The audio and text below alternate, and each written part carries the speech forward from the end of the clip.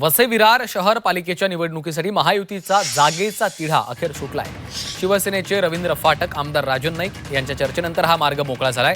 शिवसेनेला 24 जागा, भाजप 84 जागांवर निवडणूक लढणार आहे।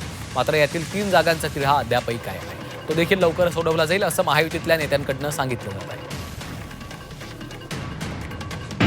आदरणीय फाटक साहेब, आम्ही तिन्ही आमदार, आमच्या जिल्हाध्यक्षासह प्रज्ञाताई, महेंद्र पाटील, शिवसेनेचे जिल्हा प्रमुख निलेश तेंडुलकर आणि आमचे नेते चौधरी साहेब, आम्ही सगळे एकत्र बसलेलो, चर्चा झाली। चर्चामध्ये 2 ते 3 जागा यावरती तोडगा काढण्याचे संपूर्ण अधिकार प्रदेशाचे आहेत, ते निर्णय घेतील। पण युती आमची झालेली आहे। उद्यापासून याचे फॉर्म भरण्याचा कार्यक्रम चालू आहे। आता आमची 24 सीटवरती 30 सीट आमच्या फायनल झालेल्या आहेत। बाकी 2-4 सीटवरती आहेत। आता किती पाहिजे हा विषय नाही। हा वसई महानगरपालिकेवरती महायुतीचा झेंडा फडकवायचा आहे। त्याच्यामुळे आम्ही दोन्ही पक्ष एकत्र येऊन लढायचं आहे।